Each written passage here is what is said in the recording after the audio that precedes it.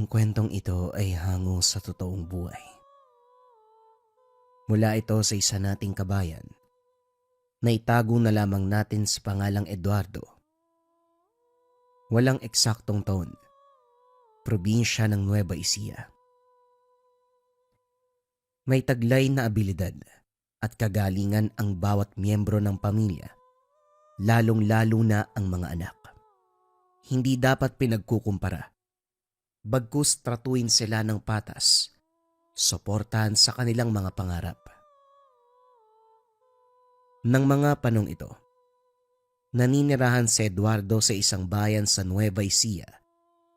Isang hamak na magsasaka ang kanyang ama na si Mang Tenorio at labandera naman ang inang si Aling Alicia. Magaling na albularyo ang Lolo Damian. Pinaniniwala ang may tinataglay itong kapangyarihan na nagmula sa pulang binhi ng saging. Palaisipan sa mga kakilala at mga naging kaibigan nito kung kanino na ipasa ang pulang binhi na tinataglay. Namatay naman ang panganay na kapatid ni Eduardo. Ang pangalan nito ay Fernando, noong atakin sila ng aswang sa gubat. Ibinuwis ni Fernando ang kanyang buhay para lamang mailigtas si Eduardo. Hindi ito matanggap ng kanilang ama. Kaya naman madalas inaalala nito si Fernando at paraging pinagkukumpara silang magkapatid. Naging dahilan yon para magbago ang pag-uugali ni Eduardo. Naging tamad, irresponsable, kaya nasisermonan siya ng ama. Naging sakit din ng ulo ng mga guro sa paaralan si Eduardo dahil sa maraming araw na lumiliban nito sa pagpasok sa klase. Nagagawa niyang maghanap buhay para makatulong sa kanyang pamilya. Kung minsan naman, napapaaway siya sa mga sigang kabataan o hindi kaya naman sumasama sa kaibigang si Juan, nakikipagpustahan sa paglalaro ng gagamba. Sumapit sa edad na 14 si Eduardo at mas lalong umigting ang kanyang pagiging irresponsable. Isang araw, inutusan siya ng kanyang ama upang hugasan ang mga kamoteng ipagbibili nila sa bayan. Sumunod naman si Eduardo, kaso nga lang nakita niya si Juan. Niyaya siya nitong sumama sa kanya para pumusta sa paglalaro ng gagamba. Naiwan sa may tabing ilog ang sako na may lamang kamote. Inakala ni Eduardo na malapit lamang ang pupunta nila ni Juan at hindi sila aabuti ng hapon, kaya panatag siyang iwanan ang mga kamote. Subalit nagtungo sila sa bahay ng kaibigan ni Juan na halos ilang metro lang ang layo buhat sa tabing ilog. Inabot na sila ng dapit hapon bago siya nakabalik sa tabing ilog. Magkahalong kaba at pagkadismaya ang naramdaman ni Eduardo noong maabutan niya. Nawala ang isang sako ng kamote sa may tabing ilog. Hinanap niya kung saan-saang sulok. Kaso nga lang walang natagpuan.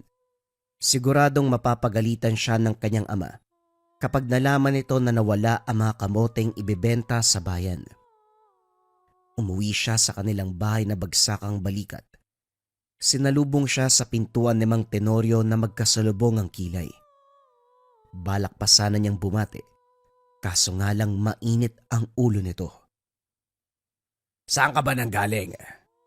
Bakit ngayon ka lang dumating? Nga pala, nasa ng isang sakong kamoteng pinapahugasan ko sa'yo. Kanina pa kitang tanghali inaantay dito sa bahay pero hindi ka kagad umuwi. Wika ni Mang Tenorio. Pasensya na po kayo, tay. Niyaya po ako ni Juan na makipaglaro sa bahay ni Joaquin eh. Naiwan ko po sa may tabing ilog ang isang sakong kamote. Binalikan ko po nung sumapit ang dapit hapon. Kaso, wala na ako naabutang sako ng kamote.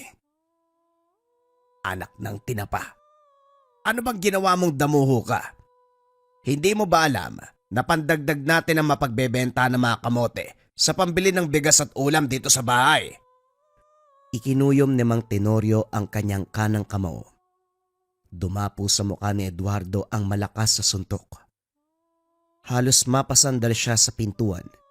Nagulat siya sa sobrang lakas ng pagkakasuntok sa mukha niya. Bukod sa muka, sinikmuraan pa siya ng kanyang ama. Dali-dali namang inawat ni Aling Alicia ang asawa, pilit na inilalayo kay Eduardo. Tumigil sa pambubugbog si Mang Tenorio, dinuro-duro pa sa Eduardo. Wala ka talagang nagagawang mabuti. Kung nabubuhay lamang sana si Fernando, mas madiskarte. Matutulungan niya ako sa lahat ng bagay. Responsable siya. Matulungin, hindi katulad mo. Wala kang ginawa kung hindi painitin ang ulo ko. Nairita si Eduardo sa mga narinig. Pakiramdam niya ay wala na siyang nagawang tama sa paningin ng ama. Tay, palagi na lang si Kuya Fernando ang pinupuri at pinagtatanggol niyo. Patay na siya pero pilit niyo pa rin siyang kinukumpara sa akin. Magkaiba kami at sinisikap kong maging katanggap-tanggap sa'yo. Kaso basura ako sa paningin niyo. Mabuti pa sana, ako na lang yung namatay noon para maging masaya kayo ngayon Siguro nga, mas mabuti pang si Fernando ang nabuhay at hindi ikaw. Parang tumigil ang oras ng mga sandaling iyon. Labis na nasaktan si Eduardo sa mga sinabi ni Mang Tenorio. Nagdabog siya. Tumalikod sa kanyang ama. Binuksan niya ang pintuan. Eksaktong lumabas sa harapan niya si Mang Tobias, na matalik na kaibigan ng kanyang lolo Damian. Matagal na itong hindi bumibisita sa kanila, simula noong namatay ang kanyang abuelo. Nasorpresa siya nang dumating ito. Inabutan pa sila sa ganong kasamang sitwasyon. Lumabas pa rin ng pintuan si Eduardo. Hindi man lang siya bumati sa matanda. Naiirita siya sa ama. Pinapabalik siya sa loob ng tahanan pero wala na siyang pakialam. Masama ang loob niya sa kanyang ama. Gustong mapag-isa para makapag-isip-isip. Nagtungo sa paboritong lugar upang makapagpalipas ng sama ng loob. Pumunta sa likod ng bahay kung saan matatagpuan ang isang punong saging. Naupo sa lupa sa tabi ng puno. Nagpalipas ng oras. Mabuti na lang nabubuhay ka pa. Ikaw na nga lang ang natitirang kakampi ko dito sa bahay. Wala namang ibang nakikita si Tatay Tenorio, kundi lahat ng mga kapalpakan ko. Napaluha na si Eduardo. Hindi mapigilang mapagulgol.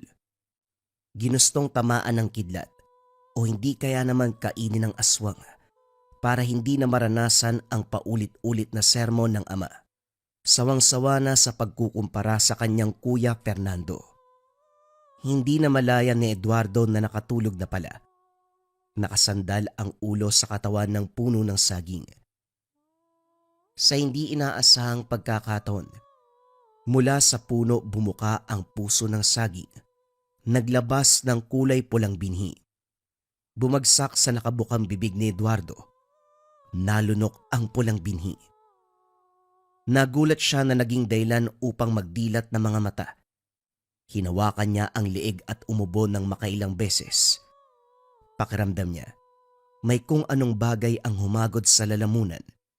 Binalak pang sumuka, subalit laway lamang ang lumalabas sa bibig. Hindi pa natatagalan biglang nagliwanag ang puno ng saging. Na tila merong mga alitap-tap na nagbibigay ng liwanag sa paligid ng puno. Maya-maya pa, merong tinig ng babae ang kumausap sa kanya. Napalingon siya sa likuran. Nagimbal nang makita ang isang nangingislap na nilalang. Merong mahabang buhok. Malakristal ang mga mata. Hugis dahon ang mga tenga. Ngumiti ang nilalang kay Eduardo. Batid ko ang paghihirap ng kalooban mo. Nararamdaman ko. Wala kang kakayahang lumaban sa mga masasamang uri ng nilalang. Pero ramdam ko, dalisay ang puso mo. Katapangan, kaya naman ipagkakaloob ko sa iyo ang pulang binhi na makapagbibigay ng pambihirang lakas ng pangangatawan at kalooban. Nasugpuin ang kampo ng kadiliman katulad ng iyong abuelo. Nagulantang si Eduardo. Sumagi sa isipan ang kwento ng abuelo noong batang paslit pa lamang.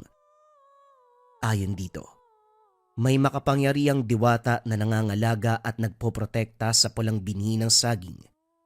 Mga taong may dalisay na puso, malinis na konsensya lamang ang binabantayan. Hindi sukat akalain ni Eduardo na siya ang mapipili ng diwata. Pero bakit po ako ang napili nyo na magtangan nito? Iresponsable ako at tamad. Wala rin akong alam sa pakikipaglaban sa mga kampo ng kadiliman. Ngumiti ang diwata sa kanya. Sa paglipas ng panahon, matututunan mo ang mga dapat matutunan. May mga taong tutulong sa iyo. Pakinggan at pakiramdaman ang pulang binhi. Gamitin ito sa kabutihan. Matapos magsalita ng diwata, unti-unti naglaho na parang bula. Kasabay na nawala ang liwanag mula sa puno ng saging. Hindi na nagawang magpasalamat ni Eduardo. Kinapa at dinaman niya ang kanyang lalamunan kung saan matatagpuan ang nalunok na pulang binhi. Lumapit si Mang Tobias. Nasaksihan niya ang lahat ng mga nangyari. Naabutan niyang kinausap ng diwata si Eduardo. Ganun na lamang ang kagalakan niya habang lumalapit kay Eduardo.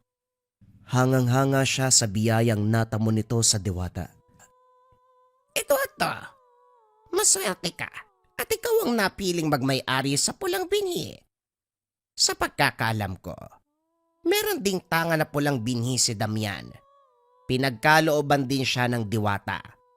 Kaya naman bukod sa pagiging albularyo, may kakayahan siyang lumaban sa mga aswang.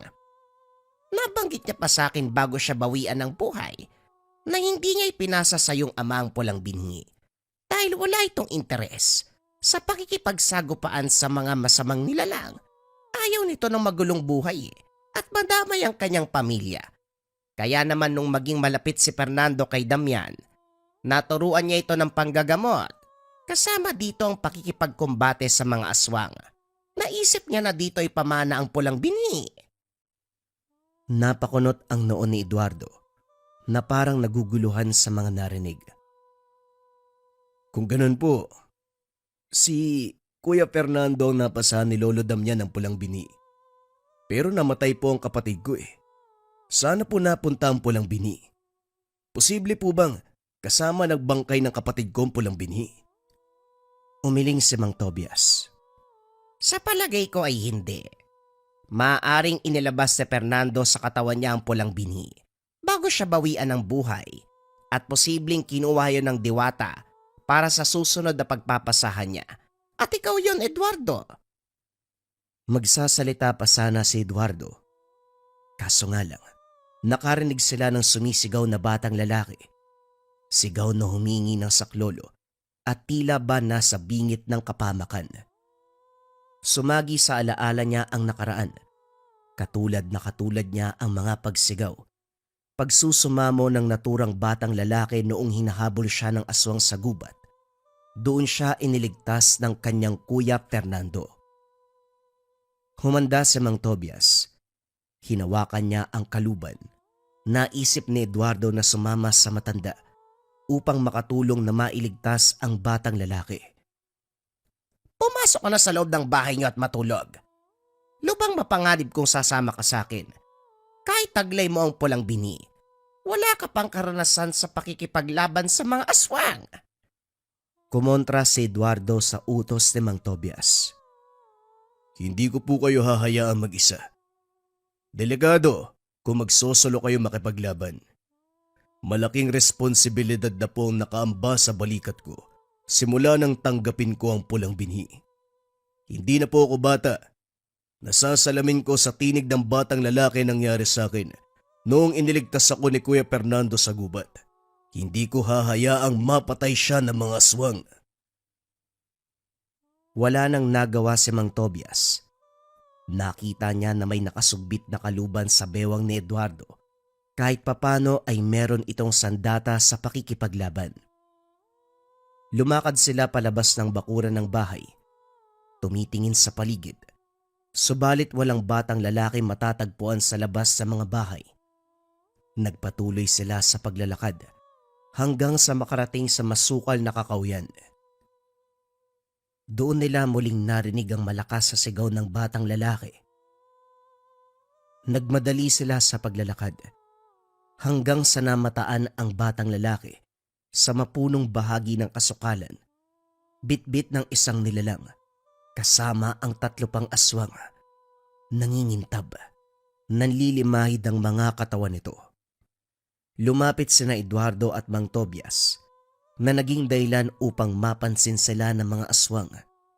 Nanlisik ang mga pulang mga mata nito. Umatake ang 3 aswang sa kanilang dalawa. Inilabas ni Eduardo ang itak. Ganon din ang ginawa ni Mang Tobias.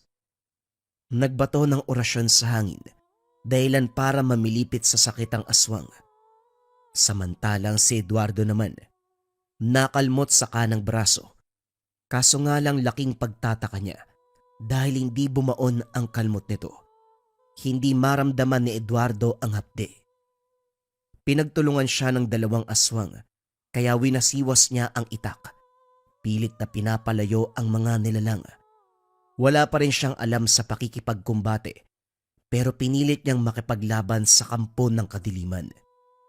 Maya-maya ay nakita niyang ngumisi ang isa sa mga aswang. Sumagi sa isip niya ang pamilyar nitong pagbumuka. Hindi siya maaaring magkamali. Ito mismo ang aswang na nakasagupa at pumatay sa kanyang kuya Fernando. May mahaba itong peklat noon sa muka, kaya sigurado siya na nakilala ang aswang. Namuo ang galit niya kaya nilapitan ang aswang at sinubukang labanan. Maswerte naman niyang nasaksak sa tagiliran ang nilalang. Umangil ito ng napakalakas at tinitigan siya ng masama. Buwelo na sana ng sunggab sa kanya. Kaso nga lang napalingon ito sa kinaroroonan ng 2 aswang na kasama. Nagulantang ito. Nakitang napatay ng matandang lalaki ang mga kasamaan. Sumugod na rin ang aswang na may hawak sa batang lalaki.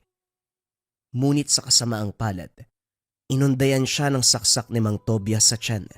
Pagkatapos ay mabilis sa tinagpas ang ulo. Nagpagulong-gulong sa lupa ang ulo ng nilalang.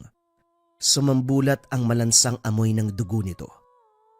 Nangamba ang nag-iisang aswang para sa kanyang kaligtasan. Tinulak niya ng napakalakas si Eduardo hanggang sa mahampas ang likuran nito sa katawan ng isang punong kahoy bago mapabagsak sa lupa. Dali-daling lumundag ang aswang. Naglaho na ito sa kadiliman. Hindi na siya naabutan ni Mang Tobias. Dumako siya kung saan bumagsak si Eduardo. Tinulungan itong makabangon.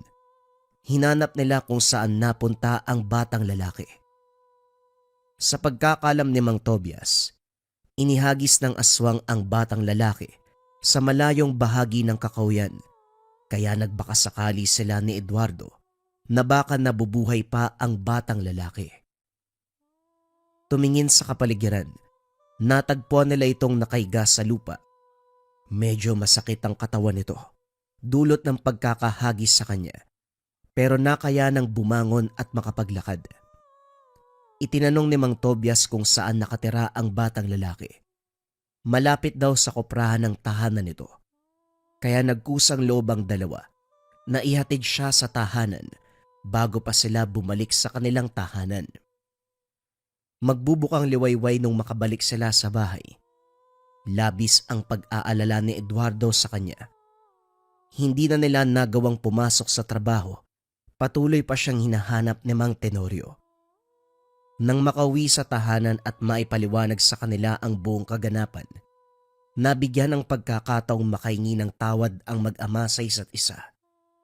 Ipinangako ni Eduardo na magiging responsable, lalo pat mabigat na responsibilidad ang kinakarap niya. Pagkatapos sa tanggapin ang pulang binhi ng diwata mula sa puno ng saging. Sa unang pagkakataon, nakarinig siya ng magandang pananalita mula sa ama. Anak, huwag kang mag-alala. Palagi kaming nandito para suportahan ka ng iyong ina sa mga magiging laban mo. Magtiwala ka sa kakayahan mo. Manalig ka sa Diyos. Hindi man ako naging mabuting ama sa paningin mo noon. Sisikapin ko'y tama mga pagkakamali ko. Sana bigyan mo ako ng pagkakataon.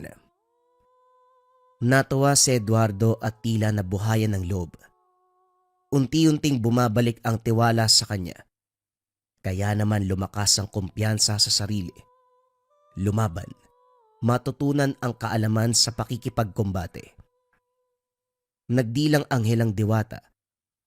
Si Mang Tobias ang naging instrumento upang matutunan niya ang mga estilo sa pakikipaglaban sa mga aswang. Pansamantala siyang nanuluyan sa bahay ni Eduardo at sa araw-araw, may iilang nagiging pasyente. Iba-iba ang kondisyon ng mga ito, katulad ng mga nabarang, nakulam, nausog o inaaswang. Naisipan din ni Eduardo na kuhain sa tokador ang mga kagamitan sa panggagamot ni Lolo Damian.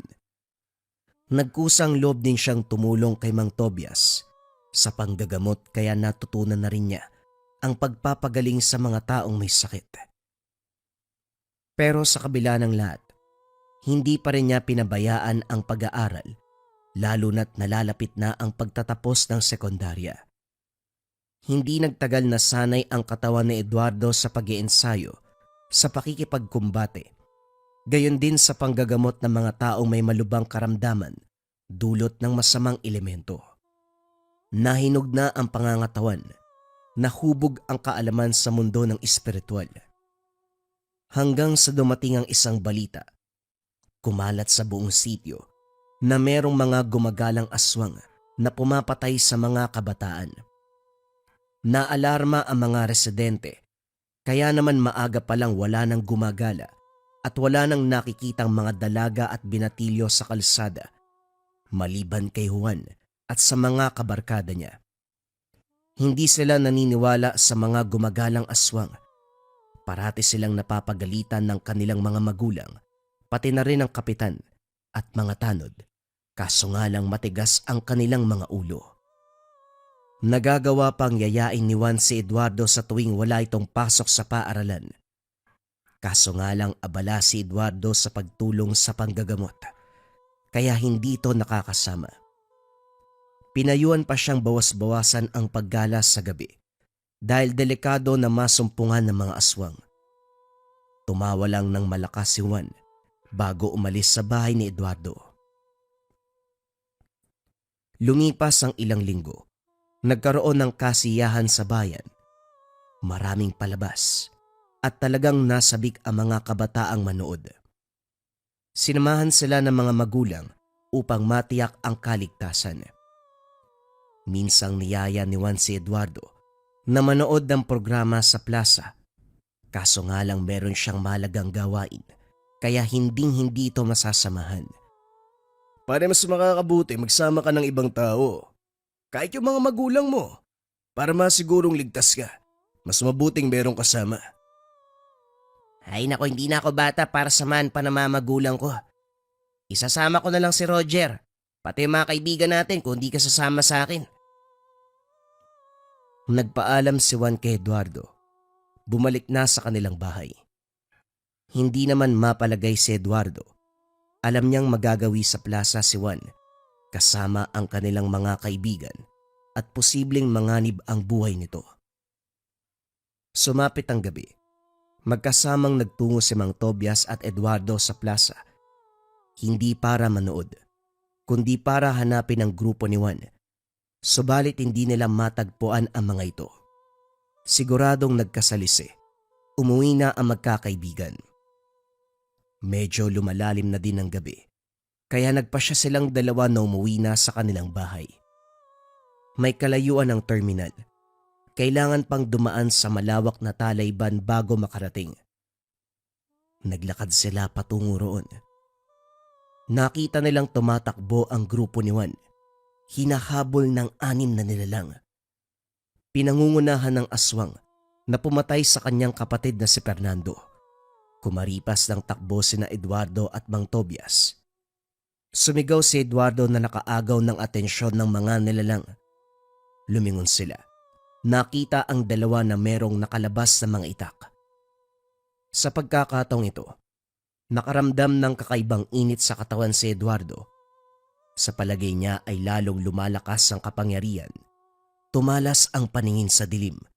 Ganon din ang pang-amoy at pandinig. Makikita din sa kanya ang kulay pula na aura. Ilang sandali pa nakarinig siya ng pamilyar na boses. Kalmahan mo ang iyong puso't isipan. Magaling manlinlang ang mga aswang. Kagad nasipa ni Eduardo ang aswang sa harapan. Samantalang ang isa pa, dumako sa kanyang likuran. Inilapit ang mga matutulis at mahabang kuko sa kanyang leeg. Pero mabilis niyang hinataw ang itak pababa sa tagiliran ng aswang. Binaon niya ang saksak bago binunot ang itak. Sumambulat ang dugo ng aswang. Umatras at bumagsak sa lupa. Inundayan ng ilang ulit pa na saksak bago ito tuluyang nalagutan ng hininga. Bumangon siya. Subalit merong sumakal sa kanya. Pilit niyang inalis ang pagkakahawak ng aswang sa leeg. Kagaya ng sinabi ng diwata, pilit niyang pinakalma ang sarili. Ibinuhos ang lahat ng lakas sa kanyang kamay hanggang sa mabalian niya ng daliri ang aswang. Umangil ito ng napakalakas sa natamong sakit. Tumalikod si Eduardo. Sinuntok niya sa dibdib ang aswang. Napatras ito pero lalong nanlisik ang mga mata. Umatake ang aswang. Naging mabilis ang aksyon ni Eduardo. Buong tapang niyang ginilitan sa leeg ang aswang hanggang sa bumulagta ito sa lupa na nag-aagaw buhay. Makalipas ang ilang sandali ay namatay ito. Naging alerto si Eduardo dahil merong sumuntok sa kanyang tagiliran. Simbilis ng hangin ng pag-atake kaya gumamit siya ng matalas na pakiramdam. Sinundan ang direksyon ng hangin at doon winasiwas ang itak. Maya-maya pa meron siyang narinig na sumisigaw. Napakasakit sa tenga. Nakakapunit na tinig ng isang aswang. Tumingin siya sa kaliwat kanang bahagi hanggang sa nakita na lamang niyang may gumagapang na aswang sa lupa. Hindi siya nagkamali sa pakiramdam. Ito ang aswang na pumaslang sa kapatid. Ilang beses niya itong sinaksak sa iba't ibang bahagi ng katawan. Hanggang sa tuluyan itong namatay. Naliligo sa sariling dugo. Dilat na dilat ang mga mata na nakatitig sa kanya. Matapos ng kaganapan, napatay nila ang lahat ng nilalang. Umuwi ng matiwasay si Mang Tobias at Eduardo. Simula ng gabing yun, nakilala ang dalawa na manunugis at tagapaslang ng mga aswang. Nabawasan ang paglaganap ng mga ito sa kanilang lugar. Pero nagpatuloy pa rin ang misyon ni Eduardo. Hindi na rin nagtagal si Mang Tobias sa lugar. Pagsapit ng ilang panahon ito ay nagpaalam na. Ipinaubaya kay Eduardo ang kakayahan ng pagiging manggagamot upang matulungang mapagaling ang mga residente. Nakapagtapos sa sekundarya si Eduardo pero hindi na siya tumuloy sa pag-aaral sa kolehiyo. Hindi tumutol ang mga magulang, bagkus humanga pa sila sa kabutihang naidulot ng pulang binhi sa pagkatao ni Eduardo. Hindi na rin siya kinukumpara ng kanyang ama sa panganay na kapatid. Taas noong pinagmalaki ni Mang Tenorio sa mga katrabaho at kaibigan nito. Naging malapit silang mag-ama sa isa't isa, nagtulungan sa lahat ng pagkakataon. At sa tulong din ng diwatang gabay ng puno ng saging na kulay pula, napagtagumpayan ni Eduardo ang lahat ng mahirap na naging laban. Ang buong kapangyarihan ng pulang binhi, ginamit niya sa pagtulong sa kapwa. At karamihan sa kanila, sa tuwing natutulungan daw ng binata, nakikita nila ang kulay pulang enerhiya na bumabalot sa katawan nito. Kaya naman siya'y binansagan ng mga tao bilang pulang manunugis at pulang albularyo. Ang susunod na kwento mga kabayan ay para sa ating weekend marathon. Huwag na nating patagalin pa, simulan na ang storya. Ang kwentong ito ay hango sa totoong buhay. Mula ito sa isa nating kabayan na itago na lang natin sa pangalang Matias. Taong 1973, Pook ng Panay. Isa sa katutubong pangkat ng Pilipinas ay Negrito na meron pang katawagan kagaya ng Aita na naninirahan sa iba't ibang dako ng bansa. Sila ang mga taong may tangkad na aabot lamang ng 4 na talampakan. Maiitim ang balat, paminsan pango ang ilong, makapal ang mga labi, kulot-kulot ang mga buhok. Ang tanging kasuotan lamang ay tapis para sa mga kababaihan, bahag naman para sa mga kalalakihan. Nakatira ang mga ito sa lugar kung saan pwedeng mapagkunan ng pang-araw-araw na pagkain. Katulad ng bundok na pwedeng mangaso, makakuha ng halaman at bungang kahoy, at iba pang malapit sa ilog para makapangisda. Sa pagdaan ng panahon, naging tampok ng pangungutya ang pangkat dahil sa kanilang pisikal na kaanyuan. Hindi lilipas ang araw na hindi makakarinig ng panghuhusga. Ito ay isa sa mga kinakarap ni Mang Ata, isang Negritong mag-isang naninirahan sa yungib ng kagubatan. Hindi siya kailanman dumarayo sa nayon sa takot na maging katawa-tawa sa paningin ng lahat. Nasa gubat lamang. Ibinubuhos ang buong oras sa paghahanap ng makakain.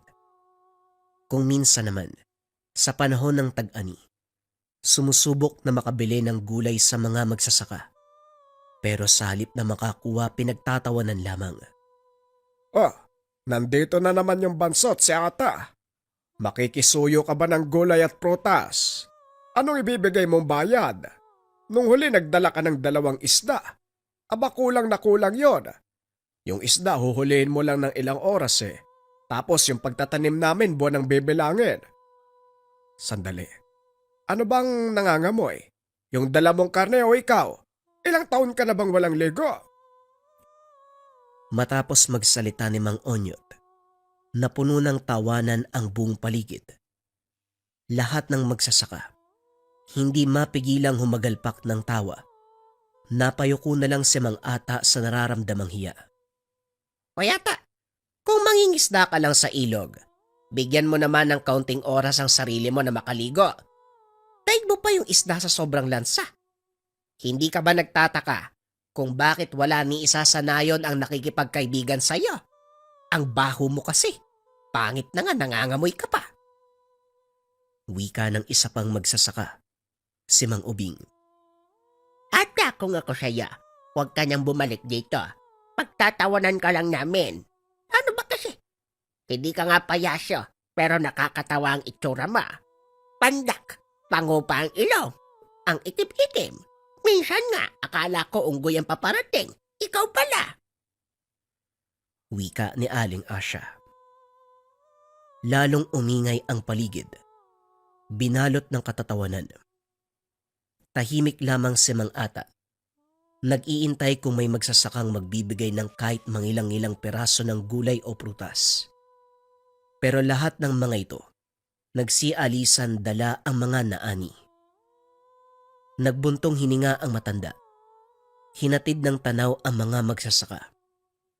Naupo sa lilim ng puno at saka tinignan ang dalang karne, paanang nahuling usa. Sa kabilang banda, hindi maiwasang magtanong ng binatang nakasaksi sa pangyayari. Siya si Matias, ang pamangkin ni Mang Ruben na isa ring magsasaka. Kakabagong dating lang nito sa lugar mula sa probinsyang kinalakihan. Obet, ang lala pala ng mga tao dito sa inyo. Grabe kung mangusgaw. Gusto lang namang makahingi ng pagkain ng matanda. Kawawa naman siya. Nakaupo na nga lang sa tabi Tapos nilalait pa. Wika ni Matya sa pinsang si Obet. Kasalukuyang nagtatabas ng damo sa maliit na gulayan ang dalawa. Nasanay na ako sa ganyan Wala namang bago. Pero tama din sila Nakakatawa yung itsura ni Mang Ata. Hindi tuloy ako makapaniwala na merong ganyang taga rito sa mundo. Kung tayo pinagpala sa itsura, siya naman binagsakan ng kamalasan. Tugon ni Obet. Humagalpak ng tawa. Naihagis ni Matias ang bitbit na gulok. Hindi naman natamaan dahil mabilis na nakailag si Obet. Hindi na lamang ito pinansin. Pumitas ng ilang peraso ng talong at okra. Kumuha din ng mangga at langka sa loob ng tahanan.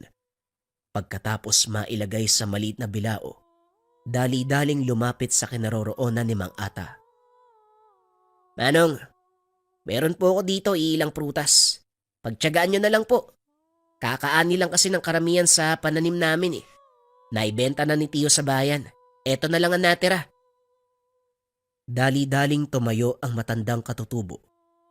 Tinanggap ang bilao sabay abot ng karne bilang pambayad. Nagtaka si Matias dahil walang ideya kung ano ang ibig sabihin. Hindi nakapagtanong dahil umalis kagad si Mang Ata. Umuwi na lamang siya. Bitbit ang karne habang naguguluhan. Mabuti na kayanan mong lumapit sa taong yun. Sobrang baho kaya ng katawan yan. Alam mo pinsan, pahamak ang kilos mong yan ha.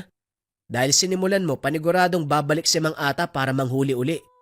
Ang bait mo kasi, binigyan mo pa talaga. Dito binigyan niya ako ng karne. Dito ako nagtataka. Para saan naman to? Bakit kailangan niya magbigay ng ganito? Sang hayop ba to nagmula? Ah, yan ba? Karne ng usayan. Ganyan talaga si Mang Ata. Kung gusto niya ng gulay at prutas o anumang produkto ng sakahan, nagdadala siya ng karne sa mga nahuling hayop bilang pambayad. Wala siyang pera eh. Kaya sa ganyang pamamaraan na lang siya bumabawi. O yung tanong ko, ano ngayon yung gagawin mo sa karning yan? Napatitig si Matias sa dalang karne. Sariwang-sariwa pa. Hindi na rin na problema nang dumating ang Shuin. Tuwang-tuwang makita ang binitbit na karne. Walang tanong-tanong, dinala sa kusina para lutuin. Oh, naayos na yung problema mo sa karne. Magkakaroon tayo ng masarap na ulam. Magaling magluto si tatay kaya kahit anong karne pa yan, talagang masarap. Mamitas ka ng pansili. Mas masarap ang kain kapag may maanghang, no? Sige na, bilisan mo na. Naguluhan siya sa biglaang pagbago ng salita ng pinsan. Kanina kulang na lang, sabi na itapon ng karne. Pero ngayon, nauna pang magtungo sa kusina. Habang nasa pagkainan, hindi maiwasang magtanong ni Matias. Sa puntong ito, ang gustong marinig ay ang pananaw ng tiyuhin. Tiyo Ruben, bakit parang naging katatawanan ng mga magsasaka si Mang Ata? Tao rin naman siya, hindi po ba? Kung makapanglait parang mababang uri ng nilalang. Matias, ganito talaga sa lugar na ito. Naiintindihan ko naninibago ka pero sana wag mong isipin na mangibasok. At tupagin mo na lang kung ano ang sa atin. Walang pakialamanan kumbaga. Itong ginawa mo ngayon papalampasin ko kasi gusto ko makakain ng ibang putahe. Sa susunod hindi na ako papayag. Tugon ni Mang Ruben. Pero ang sagot nito, mas bumuhay ng kuryosidad ni Matias. Tiyo, hindi po ba mas nararapat na tumulong sa pamamagitan ng pagsita? Niyuyurakan nila yung pagkatao ni Mang Ata. Wala namang ginagawa yung tao sa kanila eh. Matias, iba ang lugar na ito kumpara sa probinsyang kinalakihan mo. Dito naging normal lang ang ganong tagpo. Hindi na kami magtataka kasi normal na gawain na yan dito eh. At para malaman mo, hindi makakaligtas sa pangungutya at panghuhusga ng tawang katutubong kagaya ni Mang Ata. Kaya nga sa gubat na lang siya nakatira eh, doon sa yungib kung saan tahimik. Pagtatawanan lang yan sa oras na bumaba para makahingi ng gulay at prutas. Wala namang panghuhusgang magaganap kung nasa yungib lang siya eh. Parang sinasabi niyo tiyo, si Mang Ata pa'y may kasalanan ha, kung bakit niya nararanasan yung panghuhusga ng mga tao. Insan alam mo, mas mainam na kumain ka na lang. Nakakawalang gana kumain kapag malamig na. Wika ni Obet. Hindi na sumagot si Mang Ruben. Tumahimik na lang din si Matias. Inatupag ang pagkain. Paglipas ng mga oras, malalim na ang gabi. Pero dahil maliwanag ang bilog na buwan, hindi pa inantok. Napagpasya ni Matias na tumambay muna sa bakuran. Siya lang mag-isa dahil tulog na ang mga kasama. Sa mga naunang sandali, kapayapaan lamang ng paligid ang meron. Pero sa mga sumunod na minuto, napansin niya ang pag-alingasaw ng matinding amoy. Binaliwala lang ng una sa pag-aakalang lilipas, pero nang maramdaman ang kilabot na sinundan ng pag-angil, dali-daling pumasok ng tahanan si Matias. Sumilip sa bintana upang malaman kung saan nagmula ang ingay. Hindi nagtagal, nasaksihan ang nilalang na sa tanang buhay. Unang beses palang nakita. Gumapang ang malaaninong nilalang sa damuhan. Hindi maipaliwanag ni Matias ang hatid nitong takot. Sinundan niya ito ng tingin hanggang sa lumapit sa mga kabayan. Malayo na pero damang-dama niya ang kilabot. Ilang sandali pa, kumunot na lamang ang noo nang makita si Mang Ata. May dalang busog at palaso. Madaling nakilala dahil sa liit at pormahan ng bag lamang ang damit. Maingat itong pumwesto. Itinuon ang sandata sa direksyong titirahin. Nang makatansya, pinakawala ng palaso. Ang kasunod na narinig ni Matias, ang pagsigaw ng isang nilalang. Ilang sandali pa, hinila ni Mang Ata ang bangkay ng nilalang patungo sa kabundukan. Si Matias na nakakita, hindi malaman kung ano ang iisipin. Kinabukasan, nagulantang ang lahat ng makita ang mga bakas sa lupa. Nahawi ang mga damo dahil sa pagkahila ng nilalang kagabi. Walang nakakaalam sa nangyari maliban kay Matias. Nag-usap-usap ang mga tao. Kinakabahan siya na baka may magtanong at madulas ang sariling dila. Obeng, nagmula sa tahanan mo yung bakas. May dugo pa. Wala ka bang nakita kagabi? Hindi ka ba nakarinig ng kaluskos? Sobrang himbing naman yata ng tulog mo. Aba malay ko kung anong nangyari. Madali lang naman sana ako magising kung may ingay. Pero kagabi wala talaga. Kayo ba? Magkalapit ang mga bahay natin. Wala ba kayong narinig? Abeng, baka naman may kalokohan kang ginagawa ng hindi namin namamalayan. Kung ano man yan tigilan mo. Hindi nakakatawa. Tignan mo ang bakas na yan. Parang nagmula sa hindi ordinaryong nilalang. Wika ni Aling Tasha. O teka, sandali lang. Eto na naman yung negrito, si Ata. Oh, saka pupunta. Mangangaso ka na naman. Doon ka sa malayo. Baka matipuhan mo mga alaga kong kambing Yang hawak mong palaso, sa sikmura mo tumagos. Doon ka, malis ka dito. Wika ni Mang Onyot nang makita si Mang Ata. Kakababa lang nito ng kabundukan. Kahit nasa kalayuan, pinuna kaagad ng mapanghusgang magsasaka. Nako, anong hayop na naman kaya ang dadali ng taong yan? Kaya ang baho-baho kasi kung ano-ano ang kinakain. Hindi na nga naliligo wag kang lumapit dito. Malayo ka pa pero naaamoy na kita. Wika ni Mang Ubing. Nga naman. Hitain ako sa oras na makalanghap ng mabahong amoy. Sumisikip ang dibdib ka. Lumis ka ng daan ata. Alis ka. Pasaway na perwisya. Ang ibang magsasaka na nakikinig, walang ibang ginawa kung hindi magtawanan. Si Mang Ata sa kabilang banda. Dali-daling bumalik ng kabundukan. Batay sa galawan nito, mukhang may gusto sanang sabihin sa mga tao. Pero dahil sa masamang pakikitungo, hindi na lamang ginawa. Napabuntong hininga si Mang Matias at saka pumasok ng tahanan. Sumunod naman kagad si Mang Ruben nang may mapansin sa kilos ng pamangkin. Matias, hindi naman sana nangingialam, pero may gusto ka bang sabihin? Sa galaw mo kasi parang may nalalaman ka tungkol sa nangyari. Meron ba? Atin-atin lang to. Nagulat si Matias sa tanong ng Chewin. Muling kinabahan pero nakahanap din ng irarason. Wala naman po. Paano ko malalaman tulog na ako ng mga oras na yan. Sadyang hindi lang maganda yung gising ko. Kaya parang wala ho sa wisyo kong kumilos. Pasensya na ho kayo. Gano'n ba? Akala ko kung ano na eh.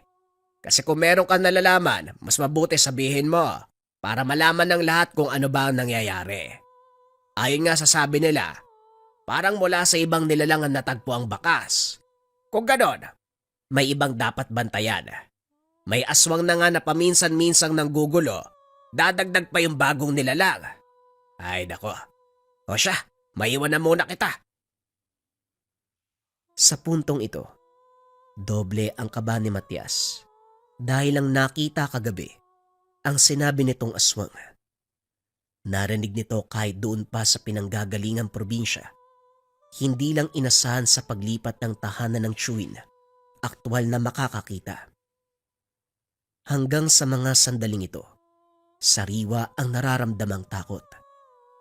Diyos ko, kagabi ko lang nakita pero ngayon parang nasa harapan ko pa.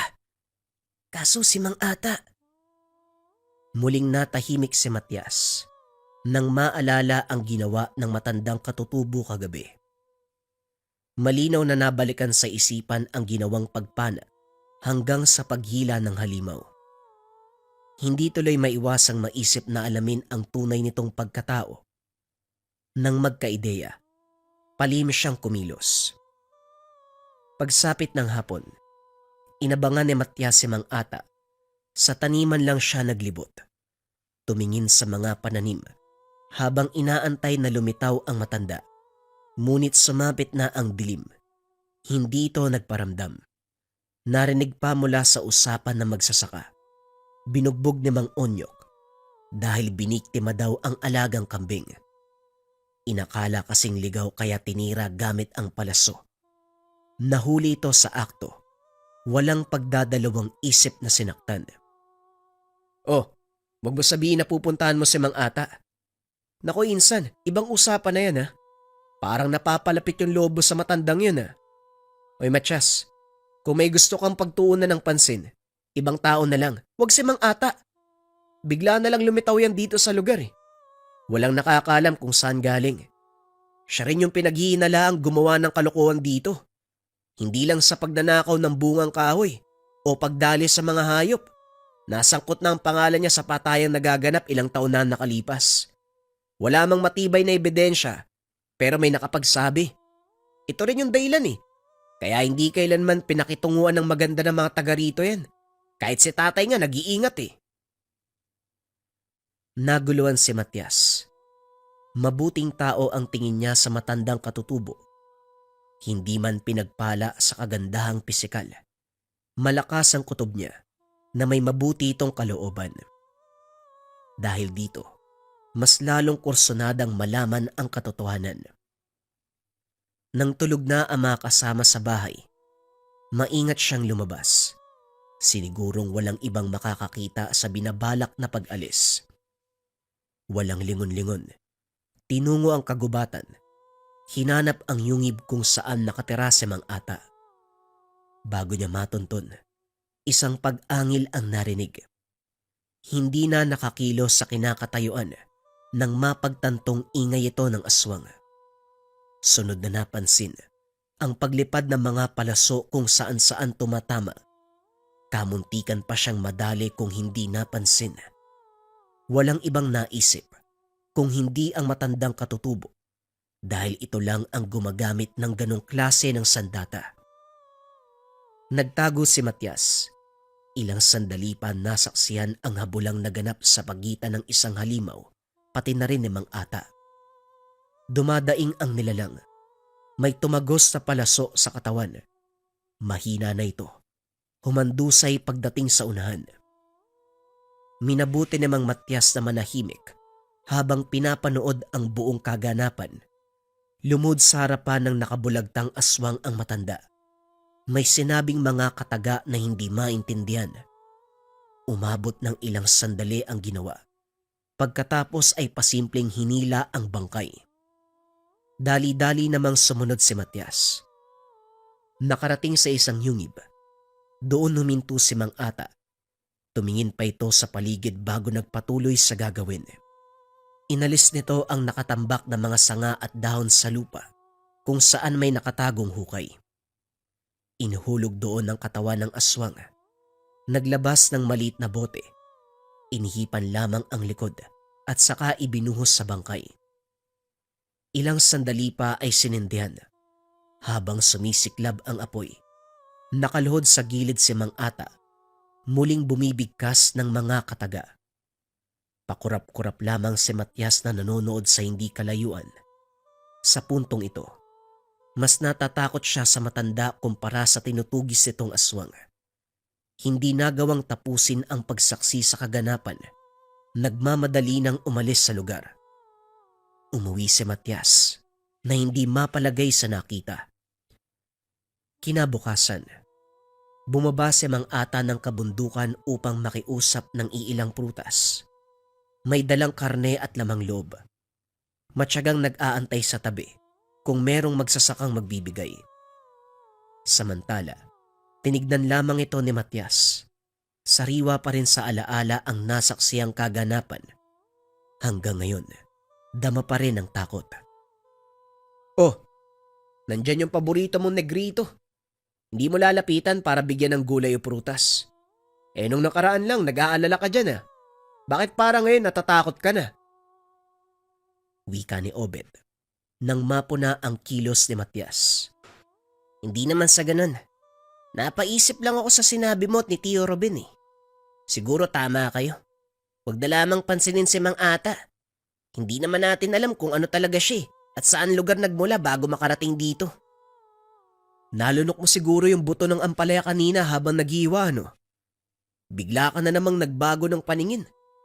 Kulang na lang kasi kupkupin mo na yung si Mang Ata Inaayawan na siya, pero ikaw gustong gusto mo yung taong yan tapos ngayon nagbago ka na naman. Pero mas mabuti na rin yan. Hindi ka madadamay sa panlalait ng mga taga rito. Kung kaibigan mo yan, naku, siguradong pagdidiskitahan ka. Napabuntong hininga si Matyas. Ang sinabi ni Obed, hindi ito ang rason kung bakit piniling wag nang mangialam sa matanda. Ang mas matimbang na dahilan, ang nasaksihan sa nagdaang gabi. Natatakot sa posibleng mangyari kung mapapalapit dito. Sa paglipas ng mga araw, wala pa ring nagbago sa kaganapan. Tuwang-tuwa pa rin sa paningin ng lahat si Mang Ata. Kung paminsan nabubugbog dahil nagpupumilit na makakuha ng gulay. Hindi gumaganti. Hinahayaan ang mga tao na saktan siya. Babaluktot na lamang sa tabi. Tatanggapin ng anumang pamimisikal kapalit ang isang bunga o prutas. Nang tumagal, hindi na kaya na ni Matyas ang pagmamaliit na mga kapitbahay sa katutubong negrito. Kung kaya't palihim na dumalaw sa yungib para magdala ng kaunting pagkain. Ginawa niya ito sa mga oras na walang makakakita kahit si Mang Ata. Isang gabi, nagulantang ang lahat. Isang uri ng nilalang ang sumalakay sa lugar. Bagong silang na sanggol ang pinunterya. Kahit marami ng taong tumataboy, hindi nila mapaalis. Layong makuha talaga ang bata. Samantala habang nagkakagulo na ang lahat, namataan ni Matyas si Mang Ata sa hindi kalayuan. Nakatago sa mayayabong na halaman. Daladala ang busog at palaso at may kung anong sinasambit. Kinilabutan si Matyas. Nag-iiba sa paningin niya ang itsura ni Mang Ata. Ang itsura nito ay binata. Makisig ang pangangatawan. May mga tattoo at merong nagliliwanag na figura sa kanyang likuran. Mukha itong taong kabayo na parang ginto. Kinilabutan si Matyas, pero nang mapansing nangihina ang aswang, naunawaan ang kilos ng matanda. Ilang sandali pa, dahan-dahang umalis ang nilalang. Nagtungo sa kagubatan na siya namang sinundan ni Mang Ata. Kitang-kita niya kung paanong nagliliwanag ang itsura nito. Dali-dali niyang sinundan si Mang Ata. Naligaw pa pagdating sa loob ng kagubatan. Hindi makita kung saan nagtungo si Mang Ata. Babalik na lang sana. Kinilabutan sa kadilimang bumabalot sa paligid nang makarinig ng malakas sa pag-angil. Pinuntahan ng pinagmulan. Mula doon nakita ang matanda.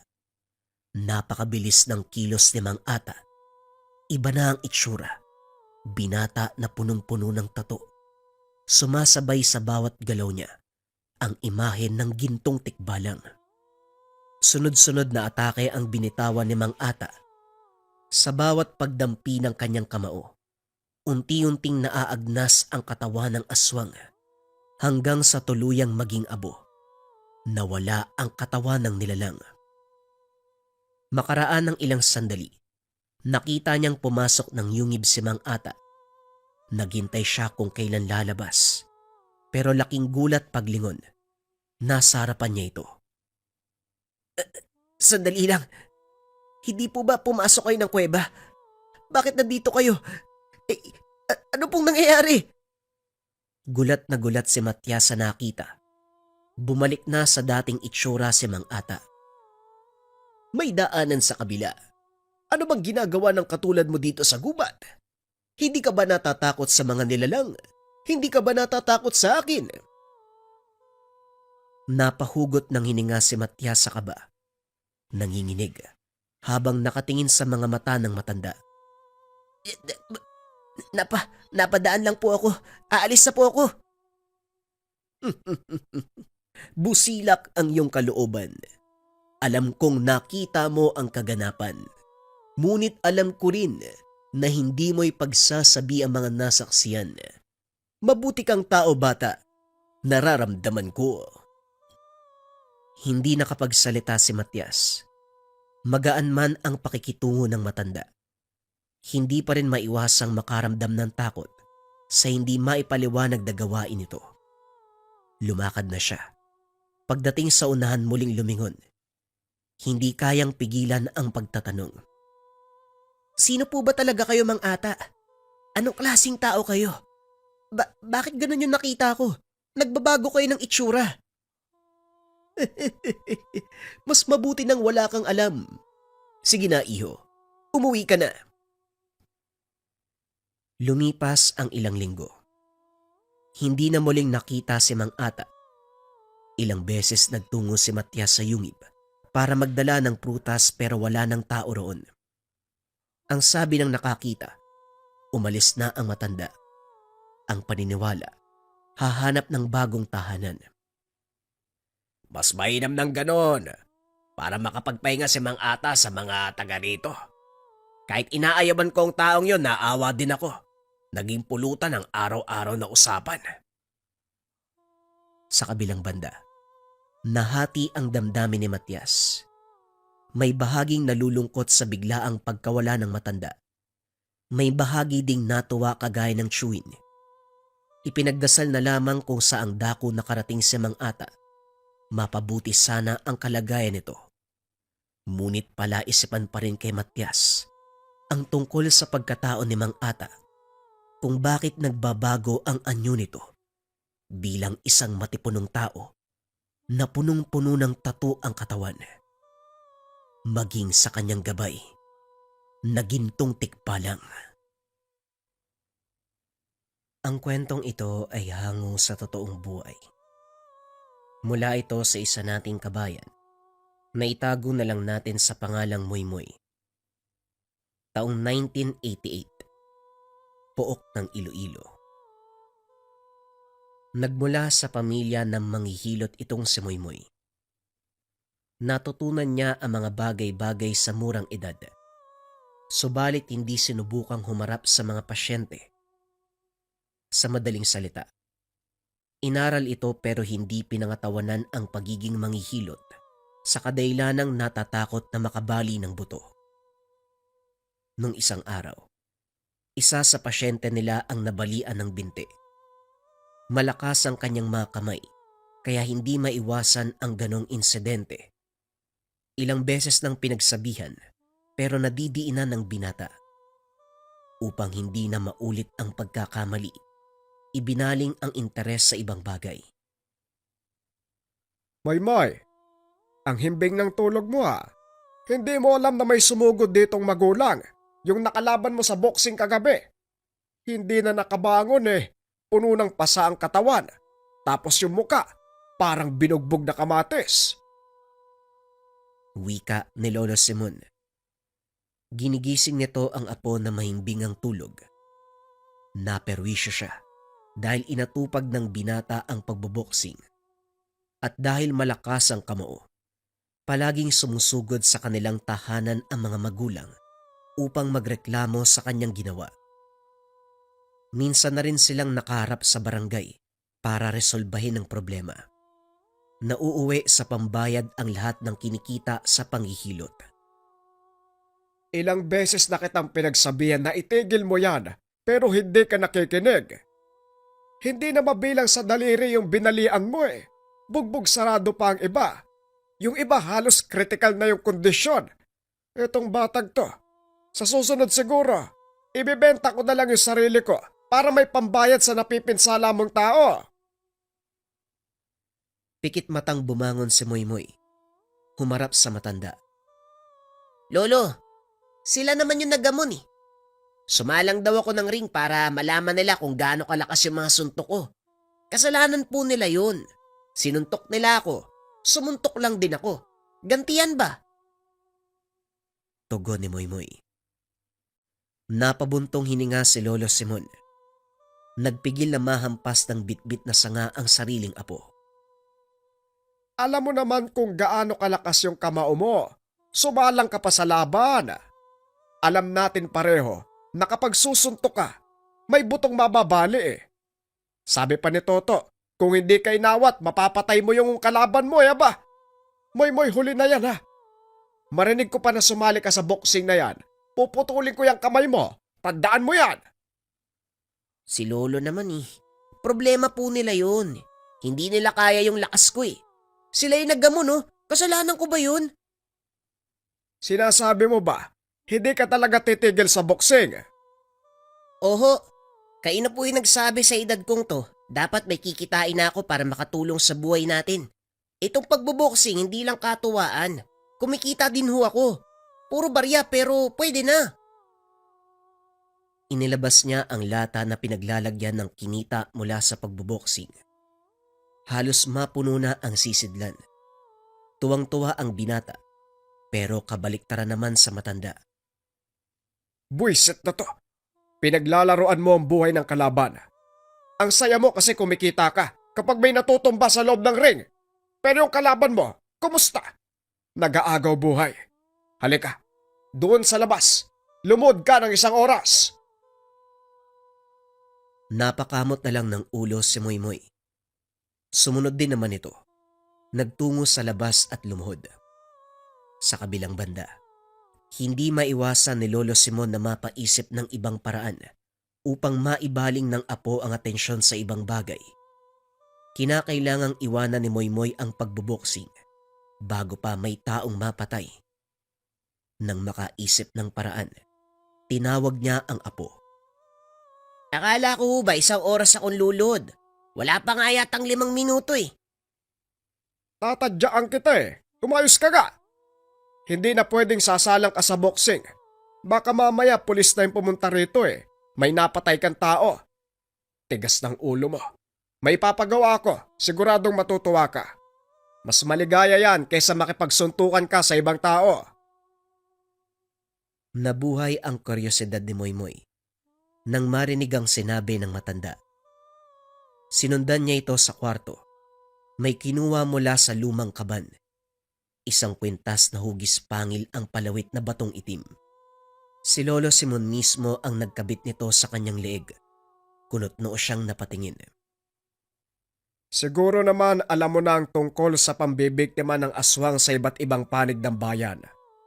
At dahil matapang ka, malakas din ang kamao mo, sigurado kong matatalo mo ang kalaban. Moymoy, sa puntong ito, hindi na ordinaryong tao ang makakapalitan mo ng suntok. Aswang na. Mga halimaw na nanggugulo sa lugar. Naiintindihan mo ba? Blankong napatitig si Moymoy sa matanda. Hindi malaman kung ano ang isasagot o magiging reaksyon. Marinig lang ang salitang aswang. Kinikilabutan na siya. Isang beses siyang nakainkwentro nung dumayo sa ibang bayan upang lumaban sa boxing kasama ang kaibigang si Toto. Nakasalubong nila ang nilalang sa daan. Halos mahimatay sa sobrang takot. Kung hindi lang sumunod kagad ang grupo ng mga tambay na nanonood ng boxing, malalagot sila sa mga sandaling iyon. Umalis ang aswang nang malamang maraming nakasunod. Huwag mo sabihing naduduwag ka. Ang tikas ng tindig mo, ang lakas ng kamao, tapos matatahimik ka kapag nakarinig ng aswang. Hoy, dapat hindi lang sa loob ng ring matapang, hanggang sa totoong buhay din. Gamitin mo yung lakas mo sa ipapagawa ko. Kapag nagtagumpay ka, meron kang premyo. Nabuhayan ng loob si Moymoy nang marinig ang sinabi ni Lolo Simon. Hindi na nagdalawang isip, kagad nang pumayag. Ay sus, yun lang naman pala eh. Saan ba nagtatago yung aswang na yan? Bibirain ko. Aba kita mo nga naman talagang mayabang ka. Moy, hindi ito basta laro. Seryosong bagay ito kaya umayos ka. Mamayang gabi, unahin mong puntahan ang Barotac Nuevo. Ikaw na ang bahalang maghanap kung saang parte ng lugar matatagpuan ng aswang. Isang babae, maganda kapag nasaan yung tao. Pero wag kang magpapadala sa ganda. Makamandag yon. Grabe naman lolo. Hindi naman ako mahilig sa babae para maakit kagad. Ay, tigil-tigilan mo ko. Parang hindi mo hinabol yung anak ni Kapitan dati. Unang kita pa lang nagustuhan ka agad. Tumigil ka lang kasi nalaman mo may kapansanan eh. Eh nako, basta, yan ang una mong lakad mamayang gabi. Magpahinga ka at maganda. Mahirap yan. Etong kwintas lolo Simon, para saan naman to? Kaninong ngipin ba to? Ang itim, di ba to nagsisipilyo? Ikaw, lokong bata to, hampasin kita ng tungkod eh. Hindi yan ngipin. Lokong bata to. Pangil ng kidlat ang tawag dyan. Ginagamit ng mga tingero at manunugis para puksay ng aswang. Isa sa pinakamalakas at mabisang panlaban sa kampo ng kadiliman. Tutulungan ka niyan sa bawat laban mo. Umayos ka lang para magkamabutihan kayo. Isang maling gamit, pwede kang talikuran ng mutya. Naging seryoso si Moymoy. Alam niyang hindi nagbibiro ang lolo sa ganitong usapin. Hindi lang basta manghihilot si Lolo Simon. Tumutugis din ang aswang. Marami nang napuksang nilalang. Ang pangil ng kidlat ang ginagamit nito. Ngayon lang niya nalaman ang tungkol dito dahil hindi ganon kainteresado noon. Inakalang normal na kwintas lamang. Pagsapit ng hapon, bago dumilim lumakad na si Moymoy. Pinuntahan ng nasabing barangay. Pagkarating, hindi malaman kung kanino magtatanong. Maraming mga tambay sa labas ng tindahan, kaso lang nagdadalawang isip na lumapit. Namukaan ng isa. Nakalaban niya sa boxing ilang buwan na ang nakalipas. Wala namang naging problema habang nagpapalitan ng kamao sa loob ng ring. Nagkaaberya lang pagkalabas dahil nangialam ang ama. Hindi siya nagpatalo kaya nakatikim sa kanya. Ilang linggong nanatili sa ospital dahil sa lala ng lagay. Teka maaari, hindi ba siya yung taga-Bingawan? Yung nakalaban mo sa boxing? Yung halos pumatay sa tatay mo? Ang lakas ng loob. Pumarito pa talaga sa baluarte natin. Hoy, nag-aamon ka ba? Wika ng tambay. Lalagpasan lang sana ni Moymoy ang kinalalagyan ng mga ito. Kaso nga lang nakahanda na ang mga tambay. Anumang oras ay susugod na sa kanya. Sandali lang kayo naman. Parang hindi magkakilala. Ilang beses na tayo nagpang-abot sa nagaganap na boxing sa iba't ibang lugar. Magkakaibigan na tayo, di ba? Kumusta pala mga pre? Ang laki ng katawan nyo eh. Sa pagkakaalala ko dati, parang walis tingting yung katawan nyo. Ang payat nyo kaya noon. Imbis na mauto ang mga kausap, lalong nagalit ang mga ito sa sinabi niya. Kuya Sungot, wag mo kaming angasan sa baluarte namin ha. Baka gusto mong umuwi ng walang ngipin. Malas mo ngayon dahil marami kami. Nag-iisa ka lang. Kung hindi man ako nanalo sa'yo sa loob ng ring, baka dito matatalo na kita. Wika ng tambay. Ilang beses niya itong natalo sa boxing. Mga tropa, kalmahan nyo lang. Hindi kayo ang pinunta ko dito kaya pwede ba manahimik na kayo? Ang sakit nyo sa tenga eh. Para mga latang walang laman. Puro ingay. Wala namang ibubuga. Talagang bastos yung bunganga mo, ano? Tara mga pre, upakan na natin to! Sumugod ang mga tambay, pero hindi umubra kay Moymoy ang kanilang atake. Ilang sandali lang ang lumipas. Lahat sila ay dumadaing. Gumagapang na lamang sa lupa. Oh, baka kasalanan ko pang nagkaganyan kayo ha. Kitang-kita ni Manang Tendera. Kayo ang nauna, hindi po ba? Bahala kayo dyan. Wika ni Moymoy. Dali-daling umalis sa lugar. Ang tenderang nakasaksi ay napailing na lamang. Matapos ang ilang sandaling paglalakad, nakarating na si Moymoy sa malawak na palayan. Napapakamot na lamang ng ulo dahil hindi na alam kung saan pa tutungo. Nang makahanap ng pwesto sa tabi, naupo at sinamantala ang pagkakataong makapaghapunan. Mabuti na lang naisipan kong magbaon. Kakain muna ako bago mambiktima ng mga aswang. Sana lang talaga hindi sobrang pangit ang makakalaban ko para hindi nakakatakot. Pero teka, meron bang ganong aswang? Yung hindi pangit? Parang wala yata. Ay nako, bahala na nga. Habang tahimik na kumakain sa gilid, napansin niya ang kakaibang enerhiya ng kwintas. Hindi ito binigyan ng atensyon sa pag-aakalang dalalang ng malakas na hangin, pero napapitlag na lamang nang maramdaman ang malakuryenteng taglay. Sa gulat ay ilang sandaling natigilan. Grabe naman. Hindi sinabi ni Lolo na ganito pala yung mutsyang to. Gulat tuloy ako. Ayos. Saktong-sakto yung suntok ko dito. Tama lang talaga sa akin na inutos ni Lolo Simon ang gawain ito. Lagot sa akin tong aswang. Ang tanong lang, saang lupalop ko ba yun mahanap? Di na bale. Kung tutulungan ako ng mutya, madali lang ang trabaho. Makalipas ang ilang sandali, muling naglakad si Moymoy. Binabagtas ang kahabaan ng daan kahit walang eksaktong patutunguan. Sa dulo ng palayan may naaninag siyang kabayan. Tahimik na ang paligid, pero may anino na nakaagaw ng atensyon. Nasa mismong bubong. Nang maramdaman ang senyales ng tangan, walang pagdadalawang isip na dumampot ng bato, sabay tira sa nilalang. Tinamaan sa ulo. Lumingon ang halimaw. Dali-daling bumaba at saka nagtungo sa kakahuyan. Mabilis ang mga akbang na kaagad sinundan ng binata. Nalingat pa akong minsan dahil bigla na lamang nawawala. Basta na lang ding sumusulpot sa iba't ibang direksyon. Gayunpaman, hindi tinigilan hanggang sa mukhaan ng nakarap. Hindi maiwasan ni Moymoy na mandiri sa itsura ng aswang. Lalo pat walang humpay sa pagtulo ang malagkit nitong laway. Idagdag pa ang matinding amoy. Sa tao ang hubog ng katawan, pero masyadong maitim. Mahaba ang kuko sa mga kamay at paa. Nanlilisik ang mga mata. Matutulis ang mga pangil.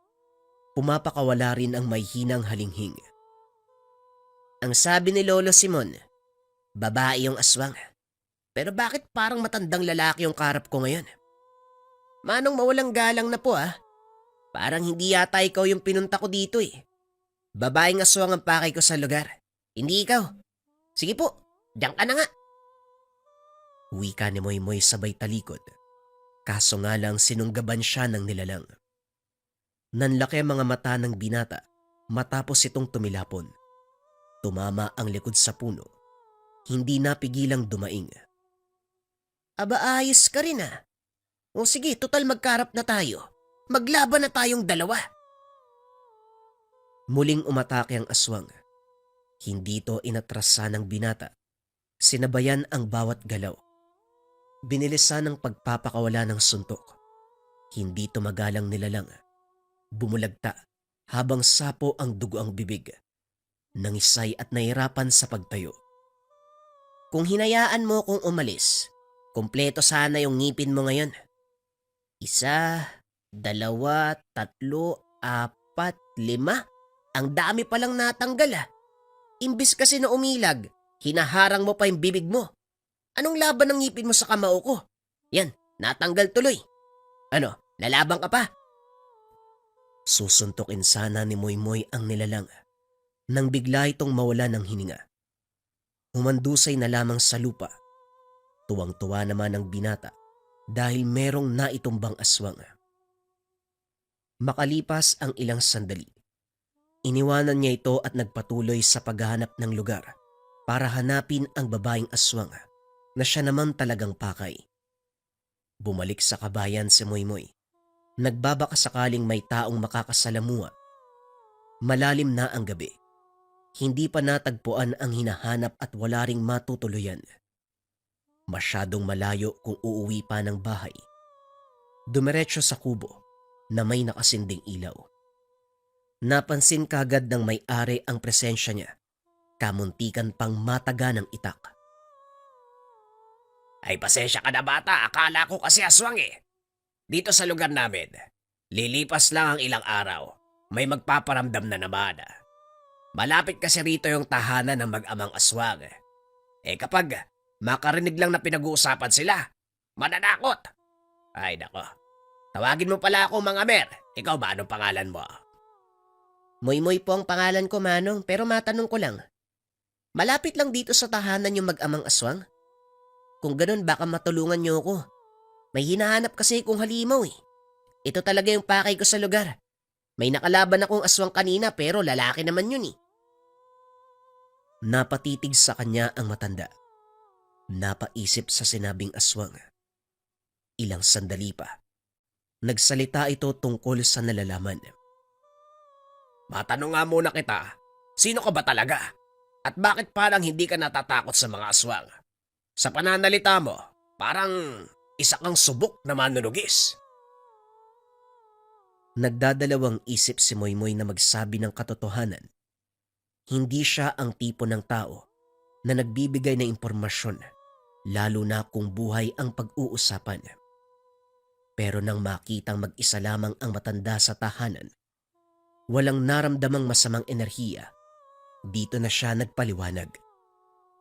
Sabihin na lang po natin na ilang beses ko nang nasubukang tumugis ng aswang. Manong, nakikiusap ako. Sabihin niyo po sa akin, sino yung sinasabi niyong mag-amang aswang? Gusto ko na po kasing matapos yung sadya ko dito para makauwi na. Sige, isa kang manunugis ka mo. Sabi mo yan ha? Baka mamaya, kapag sinabi ko salip na mapatay mo, ikaw tong mapatay, madamay pa ako. Cargo de konsensya pa kita kapag nangyari yon. Hindi po ako mamamatay. Hindi ko po pangarap yun, oh. Sa lugar na ito, meron talagang pamilya ng aswang na nakatira.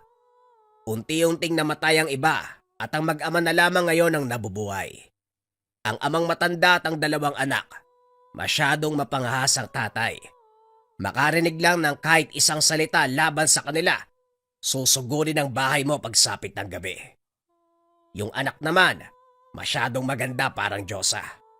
Minsan nang nalin lang sa gandang mga kalalakian dito. Yan ang ginamit na alas para makapambiktima. Kung ganun, tama nga. Tama na sa inyo ako nagpunta. Bukas na bukas tutugisin ko silang 2. Manong, ang sabi lang naman sa akin ni Lolo, yung babaeng aswang ang kailangan kong puksain. Pero isasali na din natin yung tatay para tuluyang matapos ang kasamaan nila. Ngayon lang ako nakasalamuha ng binata na kung magsalita parang ermitanyong maraming kaalaman. Saang lugar ka ba nagmula? Nakakagulat ang katulad mo ah. Hindi sumagot si Moymoy.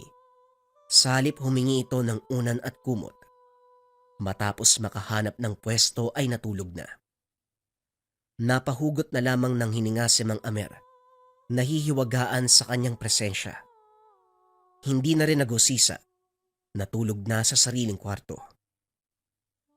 Kinabukasan, tumulong na muna si Moymoy sa gawaing bahay at sakahan.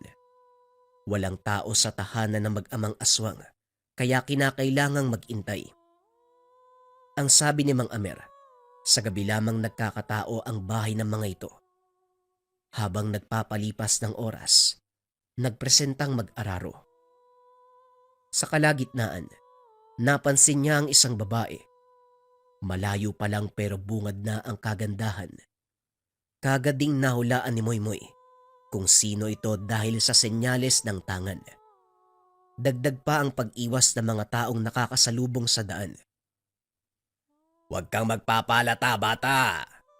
Umiwas ka ng tingin kung ayaw mong mabulag sa kagandahan yan. Sus, kagandahan. Halimaw naman. Huwag kayo mag-alala, manong, matibay to. Hindi nadadaan sa anumang panlilin lang. Nagulat na lang ito nang ibalik ang tingin sa kinalalagyan ng dalaga. Wala na sa lugar. Paglipas ng mga oras, sumapit na ang gabi. Inaya na muna ng hapunan bago pinayagang umalis. Kinakabahan talaga ako sa'yo, bata. Sigurado ka ba talaga sa binabalak mo? May oras pa para umatras. Ako na po ang bahala sa sarili ko, manong. Maraming salamat po sa tulong nyo. Mag-ingat po kayo rito. Lalakad na ako. Makalipas ang ilang sandali, narating din ni Moymoy ang tahanan ng mag-amang aswang. Nag-iisang kubo sa malawak na kagubatan. Bukas ang ilaw sa loob. Halatang merong tao. Lumapit siya ng kaunti at may narinig na pag-uusap.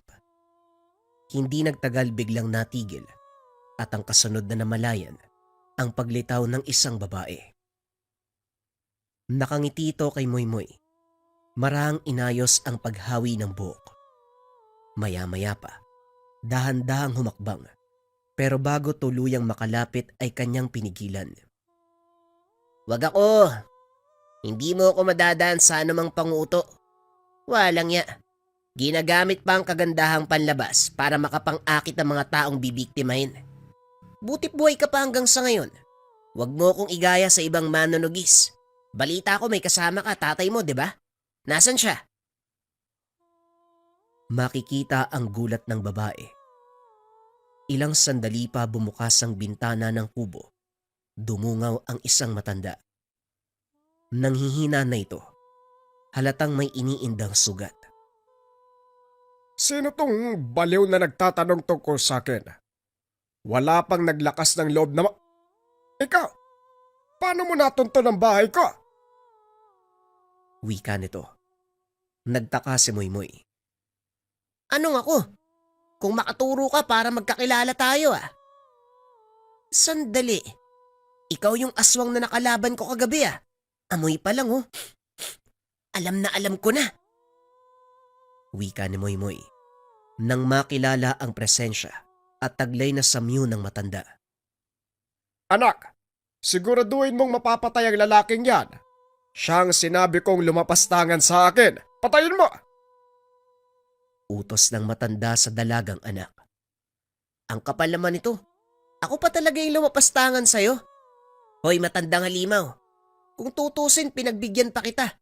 Pero ikaw ang nagpupumilit. Kaya humantong ka sa sitwasyon mo ngayon. Tignan mo nga yung mukhang meron ka. Parang binugbog na kamatis. Anak, ano pang inaantay mo?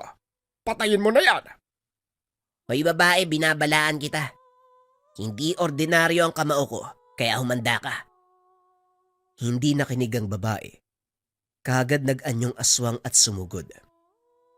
Hindi na nagpaligoy-ligoy pa si Moymoy. Sinalubong ang atake ng nilalang. Mabilis ang kilos niya. Sa bawat pagdampi ng suntok, kasabay nito ang daloy ng kuryente. Bumulwak ang dugo mula sa bibig. Dinig pa ang tunog ng pagkabali ng mga buto sa bawat pagtama ng kamao. Hindi nagtagal. Bumagsak na lamang ito at nangisay ang katawan. Ano ba yan? Ang dali namang natumba. Hindi tuloy ako pinagpawisan. Hoy tanda, lumabas ka nga. Nakulangan ako sa laban natin nung nakaraan eh. Tapos ngayon dito naman sa anak mo. Halika mag-toast tayo. Ibigay mo lahat ng makakaya mo para maging maganda ang laban. Dalian mo!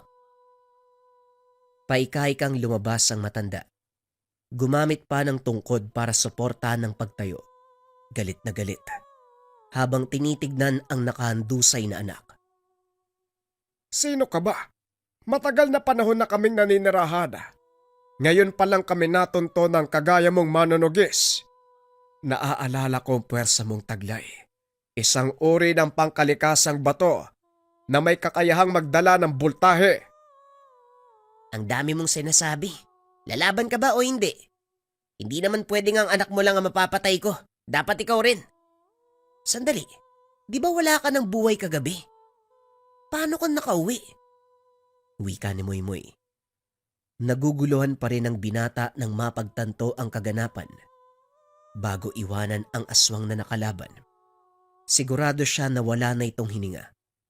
Pero narito sa kanyang harapan ngayon, buhay na buhay.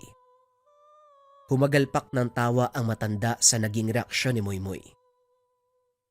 Ngayon alam ko na. Baguhan ka. Malaman ang salita mo pero kulang sa kaalaman. Hindi kami basta-basta namamatay. Hindi ka rin nag-iisip ano? Salamat sa impormasyon. Ngayon manahimik ka. Kitang-kita ang pagkislap ng bultahe sa kanyang kamay. Buong puwersang sumugod sa matanda. Maging ang katawan ng babaeng aswang ay nadamay. Tuluyang natusta hanggang sa naging abo. Dumiretso na si Moymoy sa tahanan. Pagdating ay sinalubong ni Lolo Simon. Ang sabi ko, pumunta ka sa Bonotac Nuevo para manugis ng aswang, hindi manggulpe ng mga tambay. Itong batang to, 3 nanay ang sumugod dito para hanapin ka. Naubos na yung boses ko kakapakiusap. Lumuhod pa ako para magmakaawa. Ano pag ginawa mo? Teka, sandali lang naman lolo. Kakarating ko lang tapos yan kagad yung bubungad. Hindi man lang kinumusta yung lakad ko. Huwag mong ibahin ang usapan. Ang tigas ng ulo mo, Moymoy. Ikakamatay ko yung konsumisyon sa'yo eh. Kaya nga kita pinadala sa lugar para malayo ka sa kaguluhan pero yun pa rin ang nangyari. Pero hindi bale na. Naayos ko na yung problema. Yung lakad mo, anong kinalabasan? Dapat maganda yan ha, para makabawi ka sa dala mong perwisyo. Ano pa nga ba lolo? Eh di napatay ko. Yung tatay sa kayong anak. Akala ko magiging mahaba yung labanan kaso natapos kagad. Hindi man lang ako pinagpawisan. Lolo, sa susunod bigyan mo ako ng malakas sa kalaban. Umaarangkada na naman yung kayabangan mo. Mabuti naman kung ganon. Mag-amang aswang ang natugis mo. Ang sabi kasi sa akin, babae lang eh. Kasama pala ang tatay. Pero apo, hindi biro yan. Marahil nakatsamba ka lang ng mahinang aswang. Huwag ka pa rin magpapakampante. Dahil sa mga susunod mong laban, siguradong malakas na uri ng aswang ang makakasagupa mo. Sige na, magpahinga ka na. Mahaba ang nilakad mo. Kailangan mong makabawi ng lakas. Magmula sa araw na ito, ikaw na magtatangan ng mutya. Napabuntong hininga si Moymoy. Nahati ang atensyon. Natuwa dahil nagampanan ng maayos ang binigay na misyon. Paghanga sa sarili, sa kakayang ipinamala sa kalagitnaan ng panunugis. Hindi lubos akalain na ang lakas ng mga kamao magagamit hindi lamang sa pakikipagsuntukan, kung hindi sa aktwal na sagupaan para magligtas ng mga tao. Pero alam niya rin sa kanyang sarili, nagsisimula pa lamang ang totoong pagsubok sa kanya. Lalong-lalo na, ipinamana sa kanya ni Lolo Simon ang mutya ng kidlat.